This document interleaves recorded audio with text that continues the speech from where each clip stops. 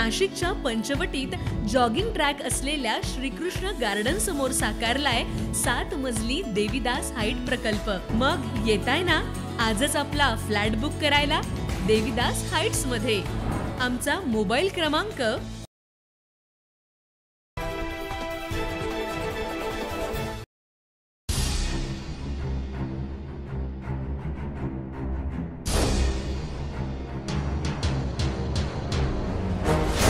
शिवसेना ठाकरे गटाने उपनेते पदावरून सुधाकर बडगुजर यांची हकालपट्टी केल्यानं नाशिकचं राजकीय वातावरण ठवळून निघालंय। रविवारी शिवसेना ठाकरे गटाचे उपनेते सुधाकर बडगुजर यांनी एका कार्यक्रमात मुख्यमंत्री देवेंद्र फडणवीस यांची भेट घेतली। एकीकडे शिवसेना ठाकरे गटाचे नेते खासदार संजय राऊत हे नाशिकमध्ये असताना दुसरीकडे बडगुजर यांनी मुख्यमंत्र्यांची भेट घेतल्यानं या भेटीला महत्त्व प्राप्त झालं। तर दुसऱ्याच दिवशी ठाकरे गटाने आयोजित केलेल्या पत्रकार परिषदेत माजी जिल्हाध्यक्ष दत्ता गायकवाड यांना कॉल आला आणि सुधाकर बडगुजर यांची शिवसेना ठाकरे गटातून हकालपट्टी केल्याचं गायकवाड यांनी जाहीर केलं।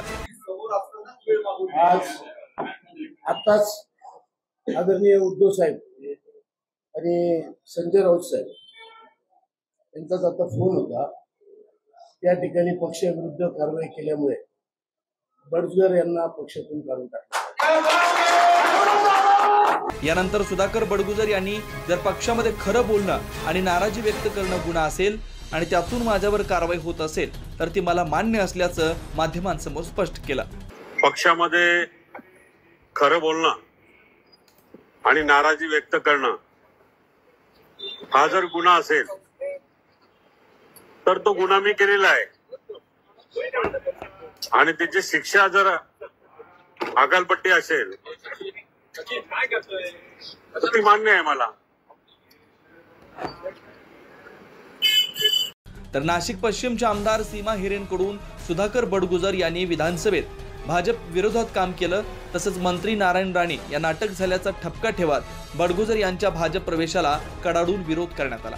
मला समजलं की बडगुजर भारतीय जनता पार्टीच्या पक्षामध्ये येण्यासाठी इच्छुक आहेत आणि या बातम्या कळाल्यानंतर आधी मला कुठलीही कल्पना नाही किंवा पक्षामध्ये चर्चा नाही किंवा शहर पातळीवर आमच्याकडे कुठलाही असा विषय झाला नाही प्रवेशाच्या विषयी आणि त्यामुळे हे मला काल किंवा आज हे माहिती पडते। खरं तर त्यांच्या विरोधात मी 2014 त्याचबरोबर 2024 या दोन्हीही वेळेला त्यांच्या विरोधात मी निवडणूक लढले आणि निवडणुकीत अतिशय प्रमुख असे मुद्दे होते।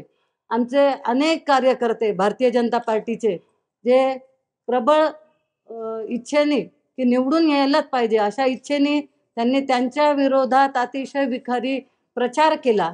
आमचे केंद्रीय मंत्री आदरणीय नारायणराव राणे हे तर जेवत असताना कुठला तरी गुन्हा दाखल नाशिकमध्ये केला आणि नाशिकचे पोलीस जाऊन तिथे त्यांना अटक केली आणि अक्षरशः भरल्या ताटावरून जेवत असताना त्यांना घेऊन त्यांना खरं तर अटक केली।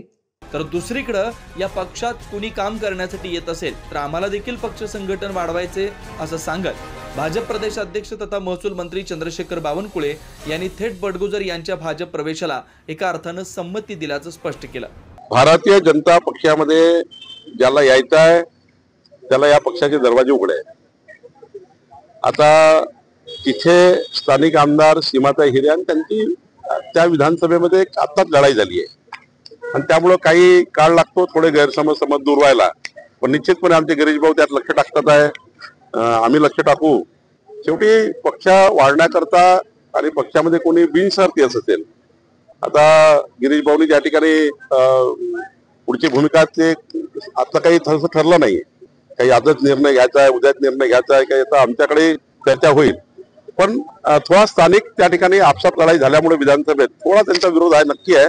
पण पुढच्या काळामध्ये जर समजा या पक्षामध्ये येण्याकरता कोणी येत असेल, शेवटी पक्ष हा समाजाकरता राष्ट्राकरता एक महत्वाची भूमिका निभावतो आणि या पक्षात कोणी काम करायला येत असेल तर आम्हाला पक्ष संघटन वाढवायचं आहे, त्यामुळं त्याचा योग्य निर्णय आम्ही करू। बावनकुळे यांनी केलेल्या विधानानुसार सुधाकर बडगुजर यांचा भाजप प्रवेशाचा मार्ग आता जवळपास मोकळा झाला असल्याच्या चर्चा राजकीय वर्तुळात सुरू आहेत। तर ठाकरे गटाकडून सुधाकर बडगुजर यांची हकालपट्टी करण्यात आल्यानं उपनेतेपदी तात्काळ माजी जिल्हाध्यक्ष दत्ता गायकवाड यांची नियुक्ती करण्यात आली आहे। त्यामुळे महानगर प्रमुख विलास शिंदे यांच्यासह पक्षातील नाराज असलेल्या पदाधिकाऱ्यांची नाराजी दूर करणं हे उपनेते दत्ता गायकवाड यांच्यासमोर एक मोठं आव्हान असणार आहे। त्यामुळे आगामी काळात होऊ घातलेल्या स्थानिक स्वराज्य संस्थांच्या निवडणुकांआधी ठाकरे गटातील नाराजी नाट्य थांबणार का? भाजपमध्ये आणखी इन्कमिंग सुरूच राहणार आणि यामध्ये फायदा नक्की कोणाला होणार हे बघणं महत्त्वाचं असणार आहे। 9 न्यूज महाराष्ट्रासाठी अमोल वाघमोडेसह स्वीटी गायकवाड,